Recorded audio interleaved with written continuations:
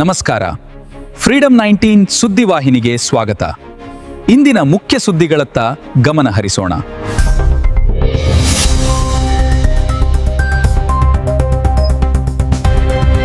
ನಮಸ್ಕಾರ, ನೀವು ನೋಡ್ತಾ ಇದ್ದೀರಾ ಫ್ರೀಡಂ 19 ನ್ಯೂಸ್ ಚಾನೆಲ್. ನಿಖರ ಮತ್ತು ಪರಿಶೀಲಿತ ನಿರಂತರ ಸುದ್ದಿಗಳನ್ನ ಜವಾಬ್ದಾರಿಯುತವಾಗಿ ತಲುಪಿಸುವಂತ ವಿಶ್ವಾಸಾರ್ಹ ಸುದ್ದಿ ವೇದಿಕೆ ಫ್ರೀಡಂ 19 ನ್ಯೂಸ್ ಚಾನೆಲ್ಗೆ ತಮಗೆಲ್ಲರಿಗೂ ಆತ್ಮೀಯವಾದಂತಹ ಸ್ವಾಗತ. ಬನ್ನಿ ಇವತ್ತಿನ ಸುದ್ದಿಗಳನ್ನ ನೋಡೋಣ.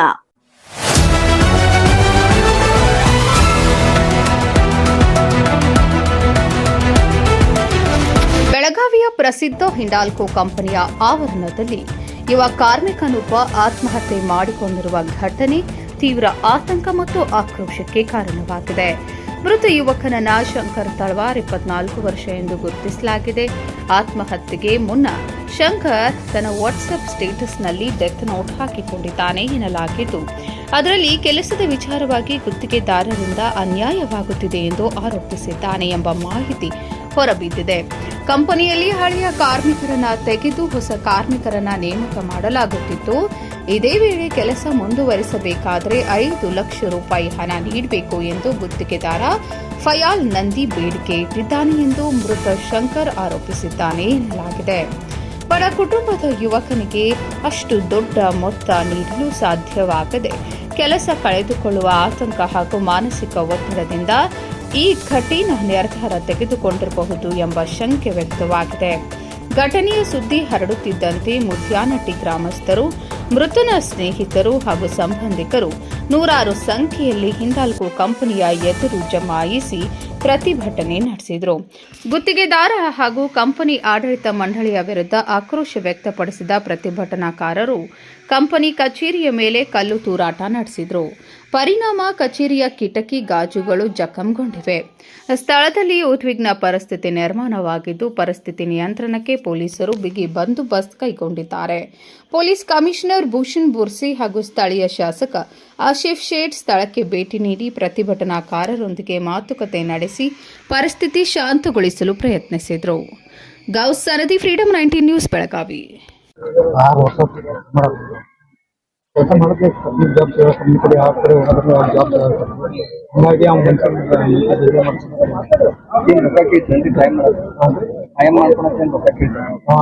ರಾಮಾಚಾರ್ಯ ಅಂತಂದ್ರೆ ಅವ್ನು ಕೆಳಗೆ ಹೋಗ್ತಾ ನೀವು ಏನು ದುಡ್ಡು ಕೊಟ್ಟಿದ್ದೀವಿ 4 ವರ್ಷ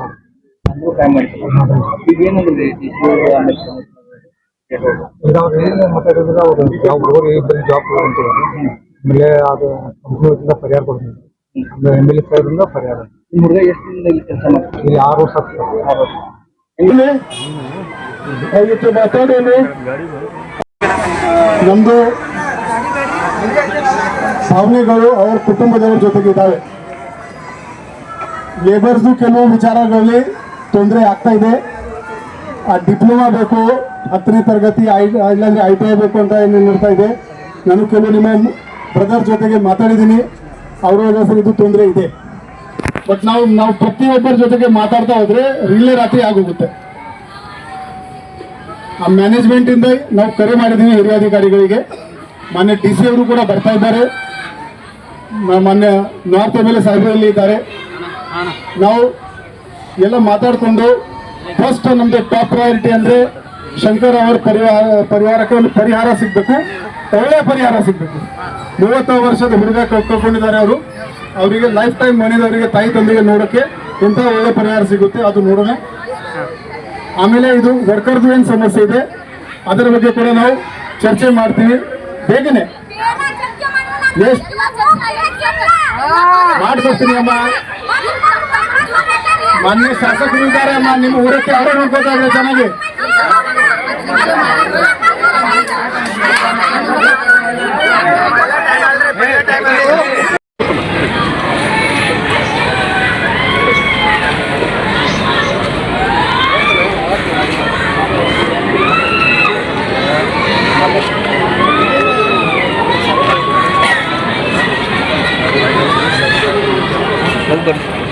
ಹೋಗಿ ಬರ್ಲಿ ಒಳಗೆ.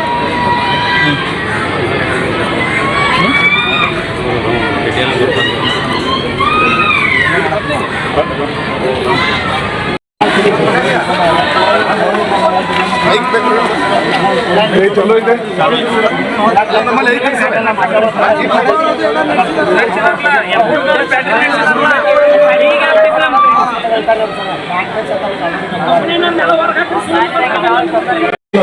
ಅದನ್ನ ಸರಿಪಡಿಸಕ್ಕೆ ಒಳ್ಳೆ ಅವಕಾಶ ಅದ. ಬಟ್ ಜೀವ ತೊಂದರೆ ಆಗೈತೆ. ನೀವು ಅವಸರ ಮಾಡ್ಕೊಂಡು ಇನ್ನೊಂದು ಜಾಸ್ತಿ ನೋವು ಮಾಡ್ಕೋದು ಬೇಡ. ಗಾಯದ ಮೇಲೆ ಬರೀ ಹೇಳ್ದಂಗೆ ಆಗೋದು ಬೇಡ. ದಯವಿಟ್ಟು ಹೇಳ್ತಾ ಇದ್ದೀನಿ, ನೀವೆಲ್ಲ ಜವಾಬ್ದಾರಿ ಅದರಿ. ಪ್ರತಿ ದಿವಸ ನಾವೆಲ್ಲ ನಿಮಗೆ ಬೇಕು, ನೀವು ನಮಗೆ ಬೇಕು. ಯಾರಿಗಾದ್ರೂ ಸಣ್ಣ ಏನಾದ್ರು ನೀವು ಅಂತ ನಮಗೂ ತ್ರಾಸ ಆಗ್ತದೆ, ಖುಷಿ ಆಗೋದಿಲ್ಲ. ಈಗ ಆಗೋದು ಅನ್ಯಾಯನ ಸರಿಪಡಿಸಕ್ಕೆ ಪ್ರಯತ್ನ ಮಾಡಕತ್ತಿದ್ದೀವಿ. ಅದು ಆಗೋರಿಗೆ ನಿಮ್ಮ ಜೊತೆ ನಾವು ಇರ್ತೀವಿ, ಯಾರು ಎಲ್ಲಿ ಹೋಗೋದಿಲ್ಲ. MLA ಸಾಹೇಬ್ರು ಸ್ವತಃ ನಿಮ್ಮ ಸಲುವಾಗಿ ಕೇಳ್ತಿರ್ತಾ ಇದ್ದಾರೆ. ಕಮಿಷನರ್ ಸಾಹೇಬ್ರು ನಿಮ್ಗೆ ರಿಕ್ವೆಸ್ಟ್ ಮಾಡ್ತಾ ಇದ್ದಾರೆ. ನಾವು ಯಾರು ನಿಮ್ಮನ್ನ ಇಲ್ಲೇ ಕುಂದಿಸಿ ಇಲ್ಲೇ ಬಿಟ್ಟು ನಾವು ಹೋಗೋಕೆ ರೆಡಿ ಇಲ್ಲ.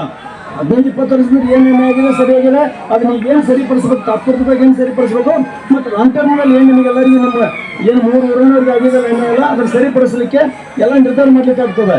ಇಲ್ಲೆಲ್ಲ ಹಿಂಗಾಗಿ ಮಾಡ್ಲಿಕ್ಕೆ ಆಗೋದಿಲ್ಲ. ಬಟ್ ಆ ಕುಟುಂಬಕ್ಕೆ ಮೊದಲನೇ ಪರಿಹಾರ ಬಂದು ಅವ್ರು ಏನು ಬಂದು ಡಿಸ್ಕಷನ್ ಮಾಡಿ ನಾನು ನಮ್ಮ ಜೊತೆ ಇರ್ತೀವಿ, ನಾವೆಲ್ಲ ನಮ್ಮ ಅವ್ರು ಇರ್ತೀವಿ.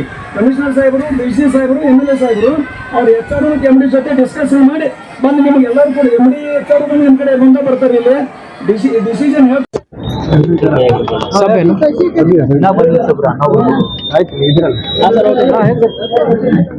ಇವತ್ತು ನಮ್ಮ ಪೊಲೀಸ್ ಆಯುಕ್ತರ ಮುಖಾಂತರ ಪೊಲೀಸ್ ಡಿಪಾರ್ಟ್ಮೆಂಟ್ ಇಂದ ನನಗೆ ಸುದ್ದಿ ಬಂತು.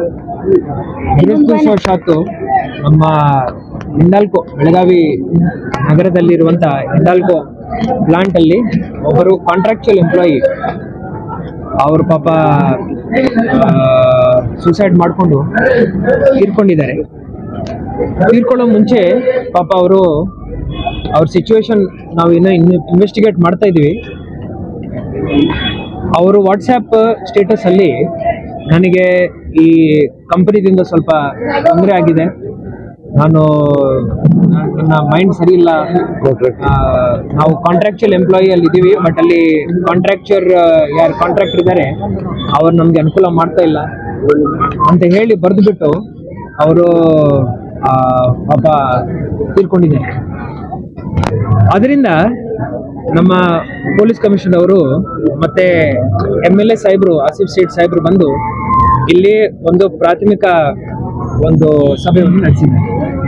ಅದಾದ ನಂತರ ನಾನು ಬರ್ಬೇಕಂತ ಹೇಳಿದ ನಂತರ ನಾನು ಬಂದ್ಬಿಟ್ಟು ಇಲ್ಲಿ ಎಲ್ಲ ಮುಖಂಡರ ಜೊತೆ ನಾನು ಮಾತಾಡಿದ್ದೀನಿ.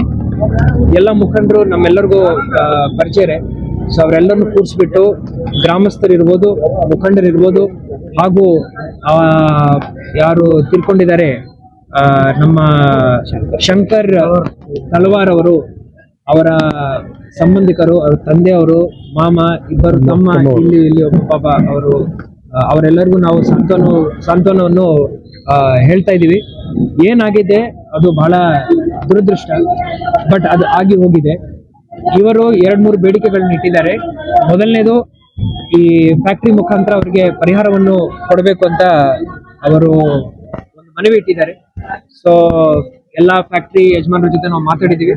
ಅವರಿಗೆ ಎಷ್ಟು ಪರಿಹಾರ ಬೇಕೋ ಅಷ್ಟು ಕೊಡಿಸ್ಲಿಕ್ಕೆ ನಾವು ತೀರ್ಮಾನ ಮಾಡಿದ್ದೀವಿ. ಅದನ್ನು ಮೀರಿ MLA ಸಾಹೇಬ್ರನ್ನು ವೈಯಕ್ತಿಕವಾಗಿಯೂ ನಾನು ಹೆಲ್ಪ್ ಮಾಡ್ತೀನಿ ಅಂತ ಅವರಿಗೆ ಆಶ್ವಾಸನೆ ಕೊಟ್ಟಿದ್ದಾರೆ. ಅದು ಒಂದು ರೆಕಾರ್ಡ್ ಮೇಲೆ ನಾವು ಬರೆದಿಟ್ಕೊಂಡಿದ್ದೀವಿ. ಎರಡನೇದು, ಇಬ್ಬರು ತಮ್ಮ ಯಾರಿದ್ದಾರೆ, ನಿಮ್ಮ ಹೆಸರೇನ್ರಿ? ವಿಶಾಲ್ ಮತ್ತೆ ನಿಮ್ಮ ಶಶಿ ಇದ್ದೀರಲ್ವಾ? ಸೊ ಇವರ ಇಬ್ಬರಿಗೂ ಇವತ್ತೇ ತಕ್ಷಣದಿಂದ ಜಾರಿಗೆ ಬರುವಂತೆ ಇವತ್ತೇ ನಾವು ಅವ್ರಿಗೆ ಎಂಪ್ಲಾಯ್ಮೆಂಟ್ ಕೊಡ್ಲಿಕ್ಕೆ ನಾವು ಇಲ್ಲಿ ಹಿಂಡಾಲ್ಕೋ ಯಜಮಾನರ ಜೊತೆ ಯೂನಿಟ್ ಹೆಡ್ ಯಾರಿದ್ದಾರೆ ಅವ್ರಿಗೆ ಹೇಳಿದೀವಿ. ಅವ್ರಿಗೆ ವರ್ಕ್ ಆರ್ಡರ್ ರೆಡಿ ಮಾಡ್ತಾ ಇದ್ದಾರೆ. ಅವ್ರಿಬ್ಬರಿಗೂ ಉದ್ಯೋಗ ಕೊಡ್ತಾರೆ. ಇವರಲ್ಲಿ ಒಬ್ಬರು ITI ಮಾಡಿದ್ದಾರೆ, ನೀವು ಮಾಡಿದಿರಲ್ವಾ ITI?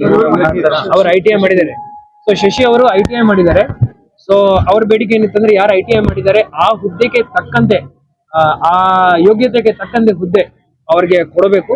ಸೊ ITI ಓಪನಿಂಗ್ ಬಂದ ತಕ್ಷಣ ಅವ್ರಿಗೆ ಅಕಾಮಿಡೇಟ್ ಮಾಡ್ಬೇಕಂತ ಹೇಳಿ ನಾವು ಯೂನಿಟ್ ಹೆಡ್ಗೆ ಹೇಳಿದೀವಿ. ಅದಕ್ಕೂ ಅವರು ಬಹಿರಂಗವಾಗಿ ಒಪ್ಪಿಗೆಯನ್ನು ನೀಡಿದ್ದಾರೆ. ಮೂರನೇದು, ಇಲ್ಲಿ 5 ಗ್ರಾಮಗಳಲ್ಲಿ ಏನ್ ಯುವಕರಿದ್ದಾರೆ ಅವರಿಗೆ ಬಹಳ ತೊಂದರೆ ಆಗ್ತಾ ಇದೆ ಅಂತ ನಮ್ಮ ಎಲ್ಲಾ ಮುಖಂಡರು, ಮಹೇಶ್, ಸುರೇಶ್, ಗಣಪತಿ ಇವರೆಲ್ಲರೂ ಪ್ರಸ್ತಾಪ ಮಾಡಿದ್ರು. ಗಂಗಾವರವರು ಮತ್ತೆ ನಮ್ಮ ಮುನಿಯಪ್ಪ ಅವರು ಇವರೆಲ್ಲರೂ ಹೇಳಿದ್ರು. ಸೊ ಅದರಂತೆ ನಾವು ಏನ್ ತೀರ್ಮಾನ ಮಾಡಿದ್ವಿ ಅಂದ್ರೆ, ನಾನು MLA ಸಾಹೇಬ್ರಿಗೂ ರಿಕ್ವೆಸ್ಟ್ ಮಾಡ್ಕೊಂಡಿದ್ದೀನಿ. ಅವ್ರು ನನ್ನ ಕಚೇರಿಗೆ ಬರ್ತಾರೆ.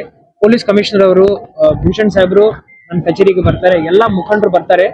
ಎಲ್ಲಾ ಮುಖಂಡರ ಜೊತೆ ಈ 5 ಗ್ರಾಮಗಳಲ್ಲಿ ಯಾರ್ಯಾರು ಯುವಕರಿದ್ದಾರೆ, ಅವರಿಗೆ ಏನ್ ಕ್ವಾಲಿಫಿಕೇಶನ್ ಇದೆ ಅದರದ್ದು ಪಟ್ಟಿ ಇಟ್ಕೊಂಡು, ಇಲ್ಲಿ ಸರಿಸುಮಾರು ಒಂದು 100ಕ್ಕಿಂತ ಹೆಚ್ಚು ಪೆಟಿ ಕಾಂಟ್ರಾಕ್ಟರ್ಸ್ ಇದ್ದಾರೆ.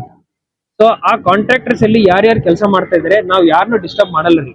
ನಮ್ಮ ಉದ್ದೇಶ ಅದಲ್ಲ, ಡಿಸ್ಟರ್ಬ್ ಮಾಡಲ್ಲ. ಆದ್ರೆ ನಮ್ಮ ಲೋಕಲ್ ಯುವಕರಿಗೆ ನಾವು ಹೆಂಗ್ ಫ್ಯಾಕ್ಟರಿನಲ್ಲಿ ಉದ್ಯೋಗ ಕೊಡಿಸ್ಬೇಕೋ ಅದರ ಬಗ್ಗೆ ನಾವು ಆ ದಿವಸ ಕೂತ್ಕೊಂಡು ಮೀಟಿಂಗ್ ಅಲ್ಲಿ ತೀರ್ಮಾನ ಮಾಡಿ ಒಂದು ಒಳ್ಳೆ ತೀರ್ಮಾನ ತಗೊಳ್ತೀವಿ ಅಂತ ಹೇಳಿ ಆಶ್ವಾಸನೆ ಕೊಟ್ಟಿದ್ದೀನಿ. ಅದಕ್ಕೆ ಎಲ್ಲರೂ ಬಹಿರಂಗವಾಗಿ ಇವತ್ತು ಒಪ್ಪಿಗೆಯನ್ನು ನೀಡಿದ್ದಾರೆ.